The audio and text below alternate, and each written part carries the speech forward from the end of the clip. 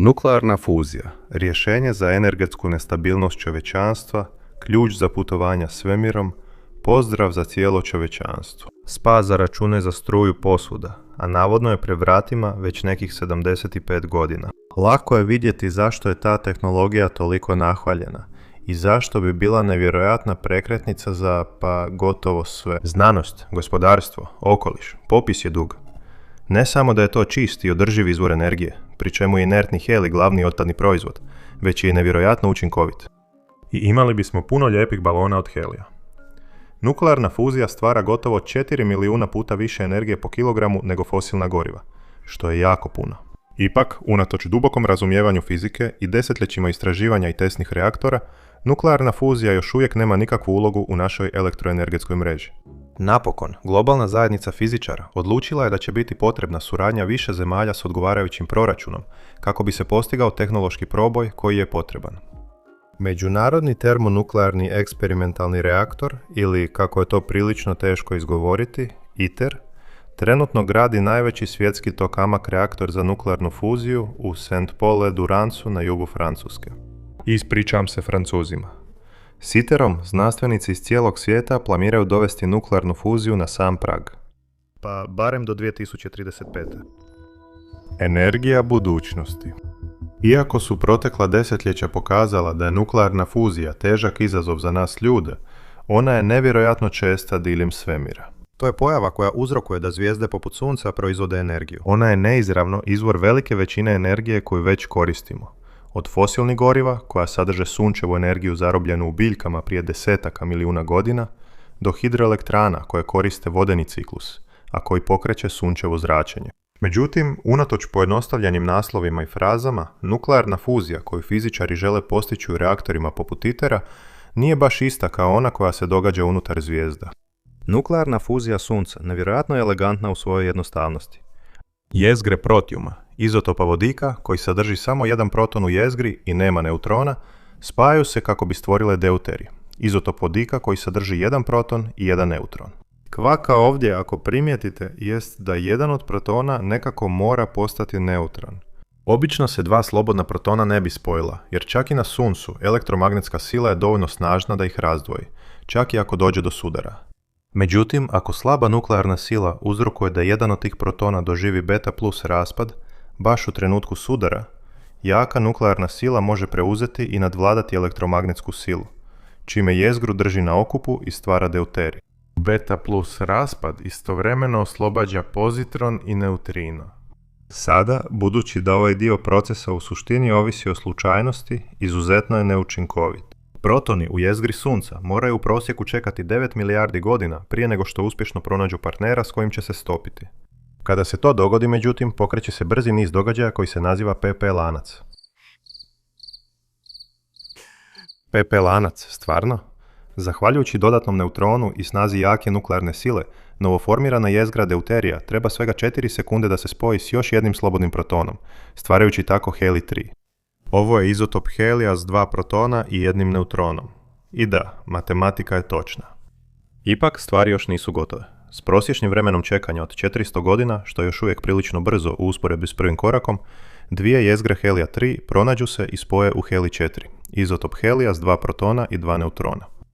I da, matematika stvarno funkcionira, ali ako pratite, shvatit ćete da su 2 protona ostala neuračunata.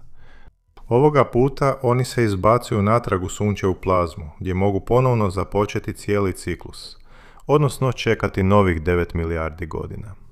U slučaju našeg Sunca, barem trenutno, taj helij 4 jednostavno ostaje i opušta se usred stalnog paklenog kaosa koji se događa svuda oko njega.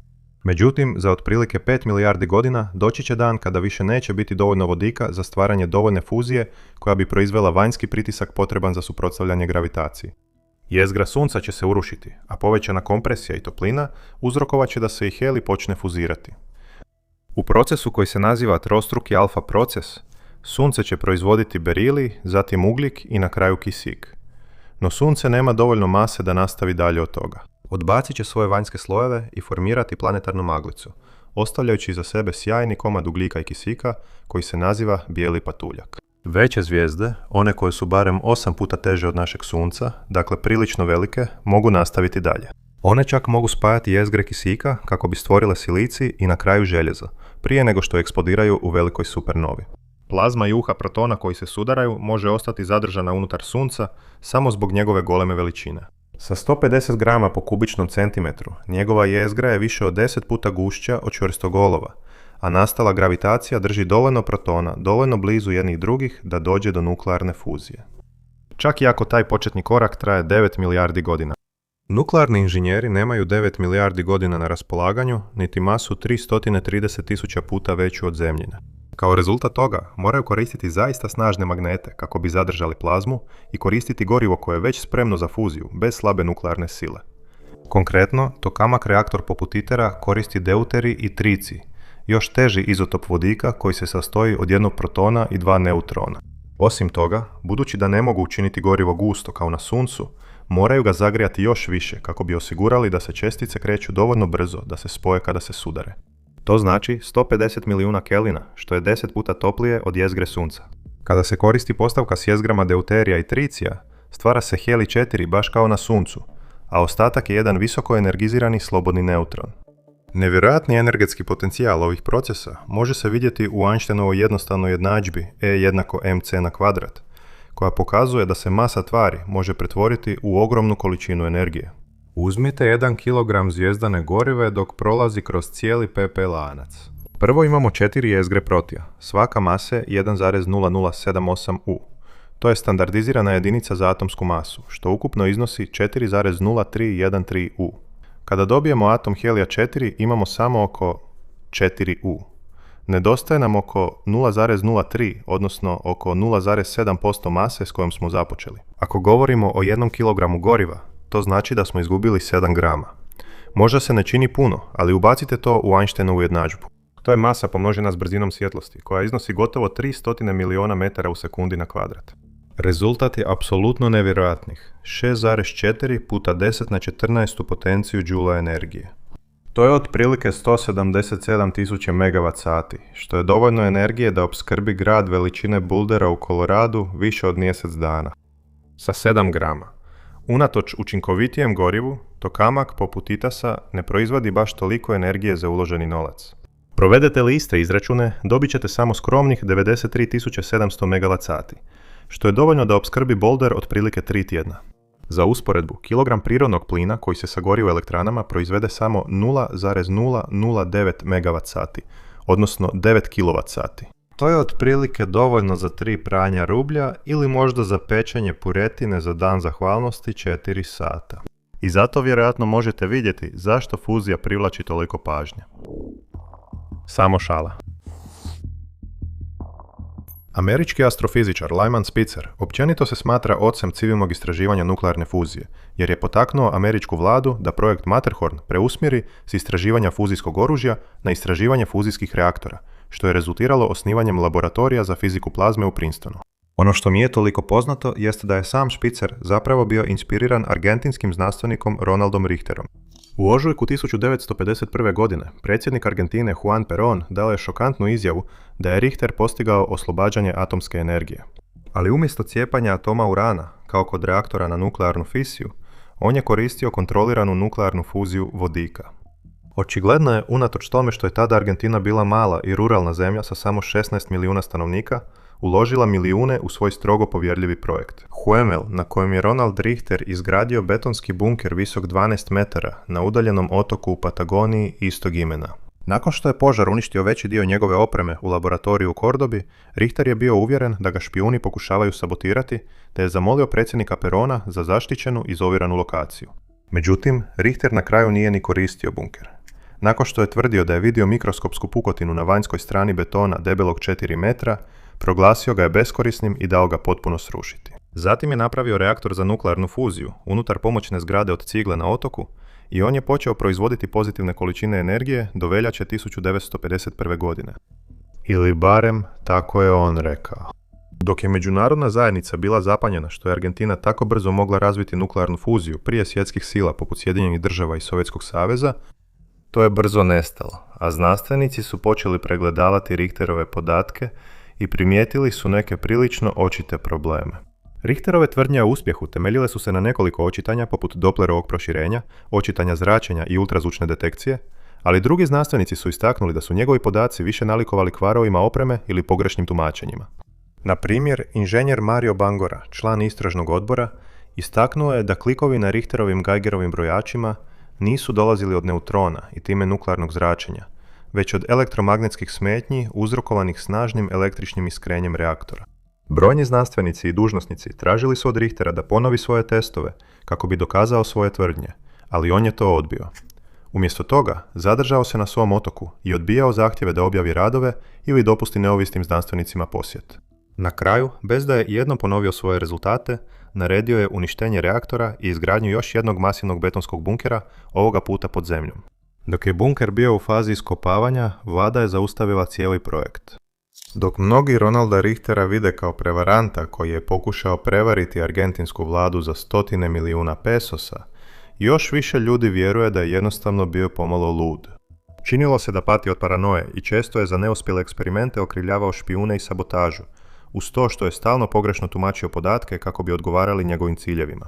3 godine nakon što je projekt pokrenut, vojni udar je svrgnuo predsjednika Juana Perona, a nova vlada je uhitila Richtera zbog prijevare i rasipanja državnih sredstava. Bio je kratko u zatvoru, ali je na kraju većinu ostatka života proveo u predgrađu Buenos Airesa prije nego što je umro 1991. godine, nikada ne priznavši da je bio u krivu u vezi svog reaktora.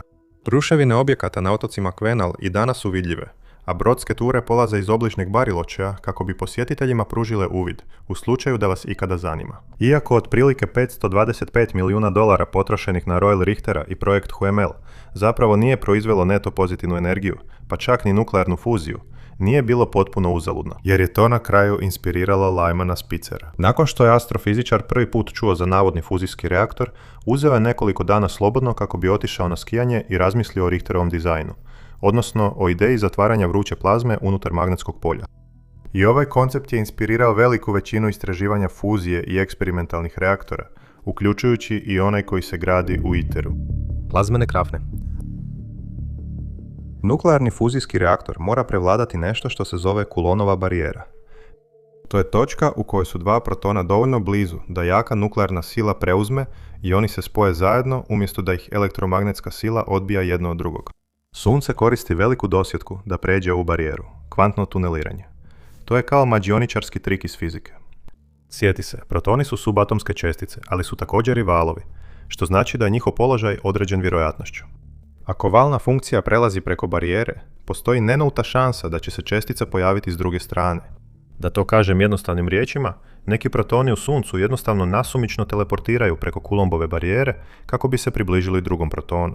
Ipak, ta dva protona bi postala kao jedna atomska jezgra samo dijelić sekunde da nije beta raspada o kojem smo ranije govorili. Ako jedan od protona u pravom trenutku pređe u neutron, neće odbiti svog partnera. Znaš li da je vjerojatnost da se ti fenomeni dogode baš u pravom trenutku kako bi omogućili nuklearnu fuziju bila toliko mala da bi za to trebalo 9 milijardi godina? Vjerojatno znaš, spomenuo sam to nekoliko puta. Sunce je dilovska kugla nuklearne fuzije jer ima nevjerojatno velik broj protona. Točnije, ako te zanima, to je 1,2 puta 10 na 57. To je 12, a iza toga slijedi 56 nula. To je gubitak protona. I puno nula. Nemamo toliko protona, niti imamo milijarde godina. Umjesto toga, fizičari moraju prevladati Coulombovu barijeru tako što će zagrijati protone toliko da se kreću toliko brzo da jednostavno prođu kroz nju, bez potrebe za kvantnim tuneliranjem. Ali kako fizički zadržati plazmu koja je na 150 milijuna stupnjeva? Bilo koji fizički materijal bi trenutno ispario. Ovo je ono što je Lyman Spitzer smatrao toliko privlačnim kod inače neuspjelog eksperimenta Ronalda Richtera, ideja korištenja magneta za zadržavanje plazme. Ipak, nije tako jednostavno kao što zvuči. Prije svega, ne možete jednostavno napraviti ravnu cijev od magneta. Sjetite se, čestice u plazmi kreću se nevjerojatno brzo, gotovo 1360 km u sekundi, ili otprilike 3 milijuna milja na sat. U osnovi, vrlo brzo bi stigle do kraja cijevi i udarile u zid isparalajući ga. Rješenje je postaviti magnete u krug, poput goleme metalne krafne. Sada se samo vrte u krug, ali to vam ostavlja novi problem. Magneti s unutarnje strane kruga, unutar središnje rupe ako hoćete, gušće su zbijeni nego oni s vanjske strane. To uzrokuje da magnetsko polje bude jače s unutarnje strane kruga, što uzrokuje pomak. Pozitivno nabijeni protoni plazme i negativno nabijeni elektroni guraju se u suprotnim smjerovima, a visoko energizirane čestice ponovno udaraju u stjenke i isparavaju. Lyman Spitzer je riješio ovaj problem izumom stelaratora 1951. godine. Izgledao je kao broj 8. Ova jednostavna geometrijska promjena značila je da se čestice koje putuju unutrašnjom stranom cijevi u jednom trenutku nađu na vanjskoj strani u komplementarnoj točki oblika broja 8. Nažalost, ovaj se dizajn pokazao preteškim za izgradnju u dovoljno velikim razmjerima. Drugi su fizičari pokušali prilagoditi stelarator tako da zadrže jednostavan oblik krafne koristeći jako iskrivljene trodimenzionalne magnete kako bi uvili plazmu dok putuje kroz cijev. Međutim, ti su magneti pravi inženjerski košmar i zahtijevaju mikroskopsku preciznost. Umjesto toga, drugi dizajn je zavladao istraživanjem nuklearne fuzije, a to je tokamak. Naziv potječe od ruskog akronima za torusnu komoru s magnetskim zavojnicama, a riječ je o sovjetskom izumu koji se pripisuje Nobelovcima Andreju Saharovu i Igoru Tamu. Ironično, dvojica fizičara su u potpunosti razvili svoj plan za tokamak s magnetskim zadržavanjem i predali ga sovjetskom vrhu, točnije Lavrentiju Beriji, koji je nadgledao sovjetski program nuklearnih istraživanja prije projekta Hojmolder-Bahel. Ali Berija očito nije bio zainteresiran za tu ideju jer im se nikada nije javio. To je bilo sve do trenutka kada je Ronald Richter dospio na naslovnice. U travnju te godine Dmitrij Jefremov iz Sovjetskog znanstveno-istraživačkog instituta za elektrofizičke uređaje, još jedan kompliciran naziv, upao je u ured Igora Kurčatova, direktora sovjetskog projekta atomske bombe, i zahtijevao da sazna zašto ih je Argentina pretekla u nuklearnoj fuziji. Kurčatov je kontaktirao Beriju, a 5. svibnja sam Josif Stalin potpisao je prijedlog za tokamak. Tokamak zadržava jednostavan oblik prstena, ali rješava problem magneta tako što kroz samu plazmu provodi snažnu električnu struju. To stvara kružno magnetsko polje zvano poloidalno polje, koje uzrokuje da se plazma uvije u spiralu.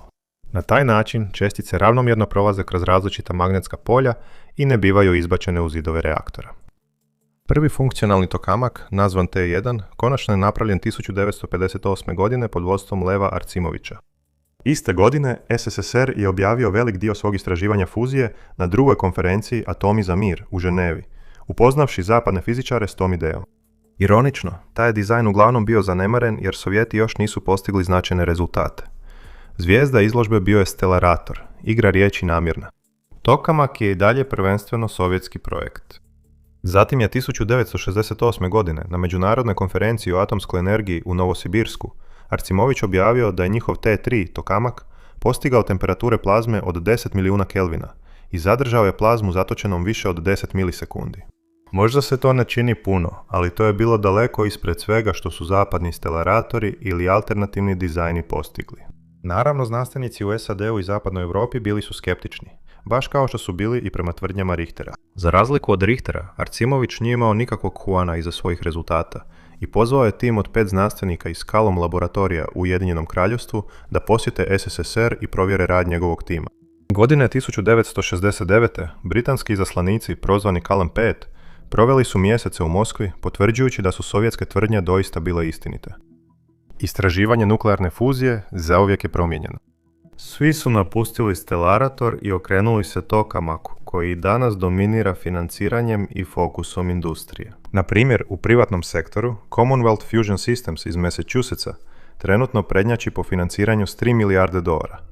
Oni koriste dizajn tokamaka. Ipak je to sitnica u usporedbi s golemim ITER-ovim proračunom za izgradnju od 20 milijardi dolara. Za koji su se dizajn odlučili u ovom megaprojektu? Da, naravno da su odabrali tokamak. Vruća plazma hladnog rata.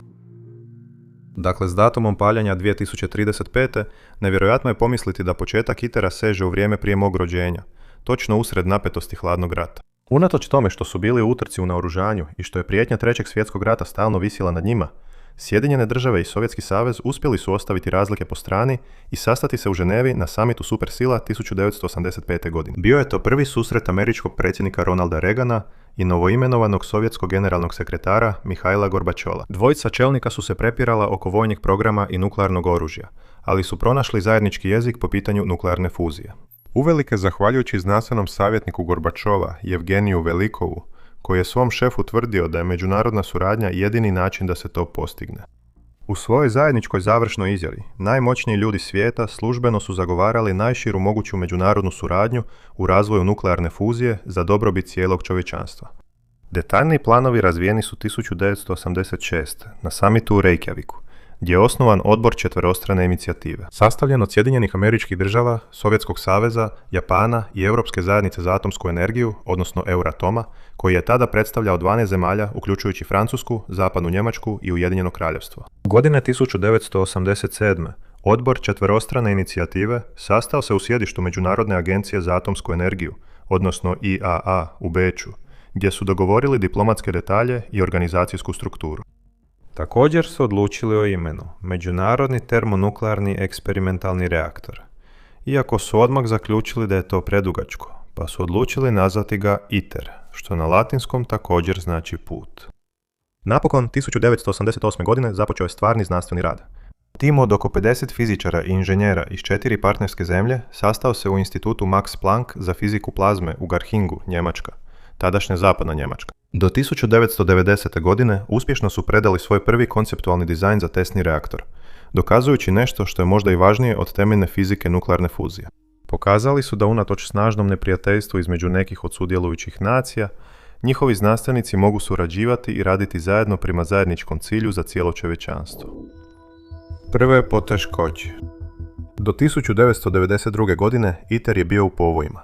Znanstvenici i diplomati koji su sudjelovali bili su optimistični, stavljali su velike planove na papir i igrali se s brojkama. Ali tada su morali te planove prenijeti u stvarni svijet, gdje su ih čekali višemilijardni proračuni, nepredvidiva domaća politika i napeti međunarodni odnosi.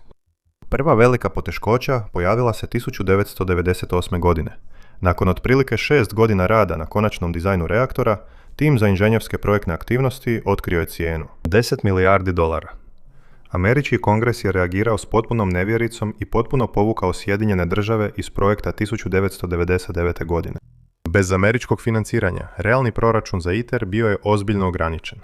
3 preostala člana, Rusija, koja je preuzela od Sovjetskog saveza, Japan i Euroatom, koji je tada predstavljao EU i njezinih 15 država članica, te Kanada. Zanimljivo, trebalo im je 2 godine da dođu do znatno smanjenog dizajna, poznatog kao ITER FIT, za napredni tokamak za fuzijsku energiju. Iako je time u osnovi prepolovljen trošak, tim je vjerovao da su sačuvani osnovni znanstveni ciljevi. To je u biti plan kojeg se danas drži ITER. Još jedan veliki problem pojavio se prilikom odabira lokacije. Iako možda ne dominira stranicama srednjoškolskih udžbenika povijesti, ovo se zapravo razvilo u jednu od najdramatičnijih diplomatskih blokada u modernoj znanstvenoj povijesti i postalo je glavni geopolitički simbol tog doba. U početku su postojale 4 ponude. Clarington u Kanadi, blizu Toronta, Vandellos u Španjolskoj, blizu Barcelone, Campus Cadarache u Saint-Paul-le-Durance, Francuska, blizu Marseja i Rokasho u Japanu. Sve ove lokacije imale su svoje prednosti. Predložena lokacija u Clarington u Kanadi bila je odmah pored postrojenja za uklanjanje tricija u Darlingtonu. Budući da kanadski domaći nuklearni reaktori, CANDU reaktori, koriste tešku vodu, oni proizvode tricij kao nusproizvod. Tricij je izuzetno rijedak i radioaktivan, ali ITER bi trebao stalnu opskrbu njime, što Clarington čini idealnim. Slično tome, španjolska lokacija blizu Barcelone bila je u blizini postojeće nuklearne elektrane. Još važnije, bila je pored velike dubokomorske luke, koja bi bila veliki plus za logistiku projekta. Predložena lokacija u Francuskoj imala je veliku prednost, jer je Cadarache O već bio dom Tor Supra tokamaka, koji se sada zove West. To je značilo da Saint-Paul-le-Durance već ima nuklearnu kulturu i upravo onu obrazovanu, specijaliziranu radnu snagu koja bi bila potrebna ITER-u. Na kraju, Rokasho u Japanu imao je korist od pristupa obali i lukama poput Vandeosa, a grad je već imao postrojenje za nuklearnu preradu. Osim toga, japanska vlada obvezala se izgraditi međunarodno selo svjetske klase za ITER-ove znanstvenike. Godine 2003. sudionici su se složili oko formule za podjelu troškova za ITA lokaciju. Zemlja domaćin trebala je snositi ogroman račun. 48% ukupnih troškova izgradnje, dok je preostalih 52% trebalo biti podijeljeno među ostalim partnerima. Na temelju tadašnjeg proračuna to je značilo oko $5,5 milijardi. Kanada je odustala od utrke. U međuvremenu, Euratom je odlučio da se trebaju okupiti se oko jednog kandidata. Španjolska je pristala odustati pod uvjetom da agencija odgovorna za upravljanje europskim financijskim doprinosom i nabavom za ITER, sada nazvana Fusion for Energy ili F4E, bude smještena u Barceloni, a Španjolac bude favoriziran za ulogu prvog direktora. Iste godine Sjedinjene države pod predsjednikom Georgeom W. Bushom ponovno su se pridružile ITER-u, a Kina i Južna Koreja su se također priključile. Preostale dvije ponude za lokaciju podijelile su članove. Euroatom, Rusija i Kina podržali su Francusku, dok su Sjedinjene države i Južna Koreja podržale Japan. 3:3. Sada je ovaj zastoj dodatno pogoršan invazijom Sjedinjenih država na Irak 2003. godine. Japan je podržao invaziju, dok Francuska nije. Povjesničari se uglavnom slažu da su Sjedinjene države tako čvrsto stajale iza japanske kandidature, barem djelomično, kao politička odmazda protiv Francuske. Zemlje sudionice nisu mogle postići dogovor gotovo 2 godine, a postojali su strahovi da će se morati podijeliti na 2 konkurentska projekta. Napokon, 2005. godine, europski i japanski diplomati pregovarali su o sporazumu o širem pristupu. Japan je pristao odustati i dopustiti da se ITER izgradi u Francuskoj u zamjenu za velike ustupke. Prvo, japanski traženi doprinos postavljen je na samo 10% ukupnih troškova izgradnje, ali bi dobili 20% ugovora za visokotehnološku proizvodnju. Nadalje, zajamčeno im je 20% radnih mjesta za istraživačko osoblje. I na kraju, ali ne manje važno, Euratom bi uvelike subvencionirao paralelni centar za istraživanje fuzije u Japanu, uključujući nadogradnju postojećeg japanskog tokamaka, zvanog JT-60SA, i izgradnju međunarodnog postrojenja za ozračivanje materijala za fuziju, radi testiranja materijala za buduće komercijalne reaktore. Nakon što su ove velike prepreke prevladane, 7 sudionika megaprojekta, uključujući Indiju koja se pridružila krajem 2005. godine, sastali su se u Elizejskoj palači u Parizu 2006. godine i službeno potpisali ITER sporazum. Početak radova. Buldožeri su 2007. godine počeli čistiti gradilište za ITER. Na površini od oko 42 hektara, odnosno više od 100.000 jutara, iskopali su milijune kubičnih metara stijena kako bi stvorili golemu ravnu platformu. Možda je najimpresivniji dio izgradnje ovog postrojenja bila antiseizmička zaštita. Budući da je ITER nuklearni objekt, mora biti sposoban izdržati potrese. To je značilo iskopavanje jame dovoljno velike da u nju stane glavna zgrada kompleksa Tokamak uz armirano-betonske potporne zidove, pa je bila otprilike 130 metara dugačka i 90 metara široka, odnosno 425 puta 395 stopa. Na dnu jame graditelji su postavili 493 seizmička izolacijska stupa. Svaki od njih na vrhu ima poseban ležaj od gume i čelika. Cijeli kompleks Tokamaka, koji teži oko 400.000 tona, što je više od Empire State Buildinga, usput rečeno, počiva na tim ležajevima. To ga u suštini izolira od tla ispod, održavajući ga stabilnim ako se zemlja počne pomicati. Dok je izgradnja postrojenja tekla relativno glatko, izgradnja samog reaktora pokazala se znatno težim pothvatom. Umjesto da države članice jednostavno šalju čekove nekome u Francuskoj, sporazum ITER predviđa da se oko 90% projekta financira doprinosima u naturi. Drugim riječima, Sjedinjene države ne daju ITER-u $1 milijun da kupi specijalizirani mikročip, na primjer. Umjesto toga, Sjedinjene države proizvedu mikročip i zatim ga pošalju u Kadaraš. To stvara očit problem. Kako svi ti dijelovi rade zajedno? Upravljanje kompatibilnošću i tolerancijama među potpuno različitim kulturama i jezicima, a da ne spominjemo vremenske zone, teško je, blago rečeno.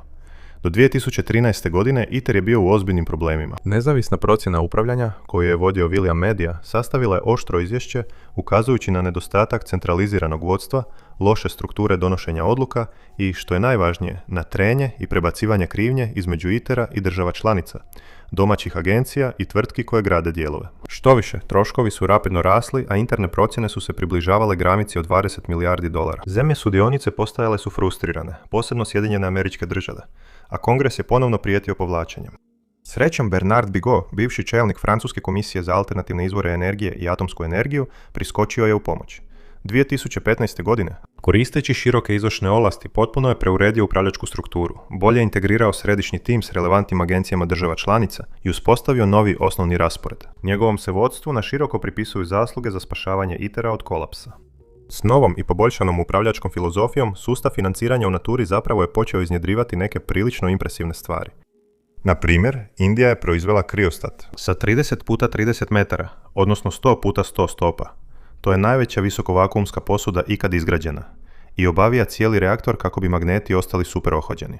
Slično tome, Europa i Japan su proizveli toroidne zavojnice magnetskog polja, masivne D-oblikovane supravodljive magnete, koji teže preko 300 tona svaki i moraju se hladiti na -269 Celzijevih stupnjeva ili -450 Fahrenheita. Hladnije od tamne strane mjeseca, zanimljiva činjenica. U međuvremenu, General Atomics u Kaliforniji gradi središnji solenoid ili CS. To je glavna indukcijska zavojnica tokamaka koja pokreće električnu struju u plazmi, služeći kao srce reaktora. Koristeći nevjerojatnih 43 km ili 27 milja supravodljivog kabela od niobija i kositra, visok je kao 5 katala i težak 1000 tona. Još važnije, proizvodi do 15 milijuna ampera električne struje. Toliko da bi njegovo magnetsko polje moglo podići nosač zrakoplova iz vode. Majko mila. 5 od 6 modula već je instalirano u ITER postrojenju. Kad smo već kod instalacije, to je još jedna prepreka uspjehu ITER-a. Svi ti dijelovi možda jesu super, a neki i doslovno hladni, ali svi oni nekako moraju stići na jug Francuske. Čak i nakon što stignu u mediteransku luku Fos-sur-Mer, dijelovi moraju prijeći više od 100 km, odnosno 60 milja do Cadarache. Kako bi to omogućila, Francuska je potrošila više od 100 milijuna eura za stvaranje ITER-ove rute. To je uključivalo preinaku postojećih cesta, ojačavanje mostova i izgradnju obilaznica oko gradova. Zatim su angažirali tvrtku Daher Logistics da upravlja samohodnim modularnim transporterima ili SPMT-ovima kako bi prevezli nevjerojatno teške dijelove do gradilišta. Oni su sami po sebi inženjerska čuda. To su potpuno daljinski upravljana vozila za prijevoz teških tereta koja se spajaju kako bi stvorila platforme po mjeri sposobne nositi ogromnu industrijsku opremu. Počevši od 2015. godine, ovi ogromni SPMT-ovi počeli su puzati kroz francusku unutrašnjost poput gusjenica, prevozeći dijelove nuklearnih reaktora teške i do 800 tona. Do 2019. godine sam je pogon bio dovršen i postavljene su diovske nadzemne montažne dizalice za sastavljanje tokamaka. Novo polazište. Sastavljanje tokamak reaktora napredovalo je početkom 20. godina ovog stoljeća uz redovite isporuke komponenti, čak i unatoč pandemiji COVID-19. Zatim su krajem 2022. i 2023. inženjeri otkrili velike nedostatke u izgradnji. Prvo, postojala su odstupanja u dimenzijama zavarenih zakošenih spojeva sektora vakuumske posude. U osnovi, divovski metalni dijelovi reaktora nisu se mogli spojiti jer rubovi nisu odgovarali. S vanjskim promjerom većim od 19 metara ili 62 stope i težinom većim od 5000 tona, vakuumska posuda, središnja komora tokamaka, prevelika je da bi se mogla izraditi u jednom komadu. Umjesto toga, proizvedena je u 9 sektora u različitim tvornicama diljem svijeta i otpremljena u Francusku. Kada su svi stigli tamo, inženjeri su otkrili da se ispravno poravnavaju. Zatim su pronašli pukotine uslijed korozijskog naprezanja u rashladnim cijevima termalnih štitova. ITER koristi toplinske štitove presvučene srebrom kako bi zaštitio magnete, koji moraju biti nevjerojatno hladni, od plazme, koja mora biti nevjerojatno vruća. Štitovi su prekriveni mrežom cijevi, kroz koje neprestano cirkulira superhladni helijev plin. Naprezanje nastalo tijekom izgradnje i kemikalije iz proizvodnog procesa očito su izazvali mikroskopske pukotine u tim cijevima, što bi moglo dovesti do kvara termalnih štitova i uništenja magneta. Sastavljanje tokamaka moralo je biti zaustavljeno dok inženjeri nisu pronašli način kako popraviti te komponente, koje su uglavnom proizvedene u drugim zemljama. Kao rezultat toga, ITER je potpuno otkazao svoje planove za kratki bljesak plazme predviđeno za 2025. godinu. U stvarnosti, to bi onako više bio PR trik. Reaktor bi i dalje bio nedovršen, ali kratki, niskoenergetski bljesak vodikove plazme dokazao bi da magneti rade i da se vakuumska posuda neće raspasti. Drugim riječima, dokaz koncepta, iako zapravo bez ikakve znanstvene vrijednosti. Kako bi nadoknadio izgubljeno vrijeme, ITER je sada odlučio potpuno preskočiti ovaj korak i jednostavno se usmjeriti na početak istraživačkih operacija ili SRO 2034. godine, nakon čega slijede stvarne operacije fuzije deuterij 2035. godine. To uključuje kompletan tokamak sa svim komponentama unutar njega. S vremenom će reaktor polako prijeći na potpunu fuziju deuterij-triti koja je trenutno planirana za 2039. godinu. Osim toga, zajedno s ovim novim osnovnim vremenskim okvirom, ITA je odlučila unaprijediti materijal unutarnje stjenke tokamaka koja mora biti izložena snažnoj CpH2 plazmi. Izvorno su inženjeri planirali obložiti reaktor berilijem, koji je lakši i jednostavniji za obradu od alternativa. Međutim, on se brzo troši pod ekstremnim uvjetima zadržavanja plazme, pa su znali da će ga u nekom trenutku morati ukloniti i zamijeniti. Sada će unutarnji zid odmah obložiti wolframom. S najvišom točkom taljenja od svih metala, wolfram je neizbježno ono što će stvarne komercijalne fuzijske elektrane morati koristiti. Teži je i teže se obrađuje od berilija, ali usredotočivanje na njega dugoročno će uštedjeti vrijeme i novac. Kada bude dovršen, ITA tokamak će sadržavati plazmu zapremine preko 830 kubičnih metara ili gotovo 30.000 kubičnih stopa, što ga čini najvećim ikad izgrađenim i 8 puta većim od najvećih tokamaka koji trenutno rade. Težit će 23.000 tona, što je ekvivalentno 3 Eiffelovim tornjevima, i sadržavat će 60 meganewtona sile, što je dvostruko više od potiska svemirskog šatla pri poljetanju. Unatoč ogromnoj zapremini plazme, vakuumska komora bit će ispunjena s otprilike 1 gramom plina. Ipak, s vremenom zadržavanja od samo 3,4 do 3,5 sekunde, ITER se nada proizvesti 500 MW toplinske energije fuzijom deuterija i tricija, što je dovoljno za opskrbu 500 000 kućanstava. Kvaka. Dakle, ITU reaktor će proizvoditi 500 MW toplinske energije, dok će za zagrijavanje plazme trebati samo 500 MW toplinskog unosa. Inženjerskim rječnikom to ITER daje Q faktor 10, jer proizvodi 10 puta više snage nego što troši. Međutim, ono što se često površno shvaća jest da je to samo znanstveni Q faktor. On računa samo toplinu koja ulazi u plazmu i izlazi iz nje. Ne uzima u obzir ogromne količine električne energije potrebne za hlađenje magneta, rad vakuumskih pumpi ili samo za održavanje rasvjete u tako velikom postrojenju. U stvarnosti, ITER-u je potrebno oko 300 MW za rad njegovog reaktora.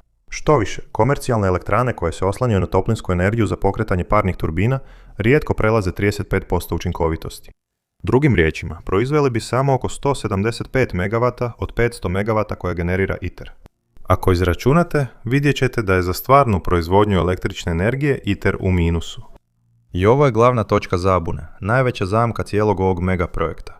ITER je potpuno eksperimentalan. Nije namijenjen za proizvodnju električne energije za mrežu uopće. Nema parnih turbina, niti mjesta gdje bi ih mogli staviti čak i da to žele. Umjesto toga, ITER služi kao znanstveni i inženjerski poligon za razne koncepte koji će biti potrebni za komercijalne elektrane u budućnosti. ITER se nada razviti samodostatnost u proizvodnji tricija. Budući da je izotop vodika toliko rijedak i skup, inženjeri žele instalirati testne module obloge ili TBM-ove, segmente zidova obložene litijem. Kada neutron izleti iz plazme i pogodi atome litija, jezgra litija se razbije u tricij i helij, čime se tricij proizvodi izravno u samom reaktoru. Također, ITER želi stabilizirati svoju plazmu do te mjere da fuzijska reakcija može održavati vlastitu toplinu. To bi znatno smanjilo potrebu za vanjskom energijom. Na kraju, ITER će razviti napredne robote koji će biti nužni za održavanje tokamaka, budući da ljudi neće moći puno učiniti unutar visoko radioaktivne komore. Ne brinite, nije sve samo teorija. ITER ima praktičan plan za nastavak kojim će se proizvoditi iskoristiva električna energija u obliku demo, odnosno demonstracijskih elektrana. Umjesto jednog reaktora, svaka država članica koja sudjeluje u ITER-u iskoristit će naučene lekcije u Kadarahu kako bi kod kuće izgradila vlastite demo prototipove. Na primjer, europski EU demo, južnokorejski K demo i japanski JA demo već se projektiraju. Jednostavno rečeno, ti demo prototipovi spojit će fuzijski reaktor poput onog u ITER-u na parne turbine kako bi proizvodili električnu energiju za mrežu. Da bi to postigli, moraju imati kontinuirani rad plazme u stalnom stanju, a ne samo pulseve kao ITER. Moraju imati zatvoreni ciklus goriva i proizvesti 100% svog tricijskog goriva bez potrebe za dopremom izvana. Najvažnije je, međutim, da demo reaktori moraju imati inženjerski faktor veći od 1. Moraju proizvesti više energije u obliku električne energije isporučene u mrežu nego što potroše za svoj rad. I to je veliki izazov. Budući da demo u potpunosti ovisi o podacima i inženjerskim saznanjima iz ITER-a, većina zemalja ne planira dovršiti svoje dizajne prije kasnih 2030-ih. To znači da izgradnja neće započeti prije 2040-ih, a stvarna proizvodnja energije nije predviđena prije 2050-ih i to u najboljem slučaju. Dakle, ITER je najveća međunarodna znanstvena suradnja u povijesti, ali neće proizvesti niti 1 watt snage za punjenje mobitela. To međutim ne znači da nije riječ o nevjerojatnom megaprojektu koji zahtjeva milijarde dolara, vrhunsku znanstvenu stručnost i, što je najvažnije, diplomatsku i političku suradnju na razinama koje se rijetko viđaju. Njegov doprinos znanosti o fuziji već je bio i nastavit će biti ogroman. Toliko da, ako sve bude išlo po planu, istraživanja koja provodi tim ITER-a možda će napokon učiniti fuzijsku energiju stvarnošću za čovječanstvo, stoljeće nakon što je započela globalna utrka. Hvala vam što ste gledali.